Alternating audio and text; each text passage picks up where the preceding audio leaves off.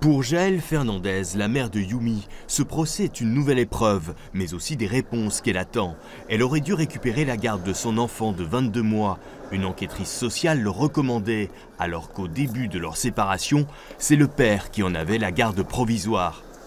Il n'y a pas de mots, je crois, pour indiquer la souffrance qui est la sienne depuis 4 ans, ces interrogations, l'incompréhension, que l'homme avec qui elle a vécu 11 ans, que le papa de Yumi ait pu faire cet acte absolument monstrueux.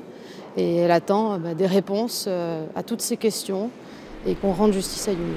Le 21 novembre 2014, vers 20 h, le père Anthony Gaudry avait assis sur le parapet du pont de Pierre Yumi face à la Garonne, tout en la tenant pour lui faire voir la ville illuminée.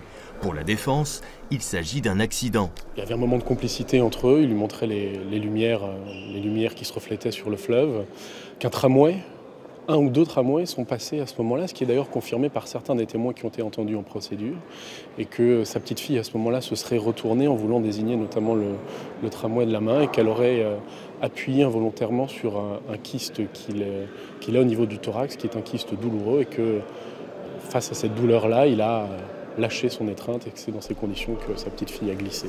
Si les témoins n'ont pas vu directement la chute, ils ont vu un père relativement serein avant et après. Au cours de l'instruction, il a modifié plusieurs fois sa version des faits. Et sur son ordinateur, les enquêteurs ont trouvé des termes de recherche comme « bébé Garonne » ou « y a-t-il des caméras de surveillance à Bordeaux ?» Quelques jours auparavant, un autre père avait aussi jeté son enfant à la Garonne.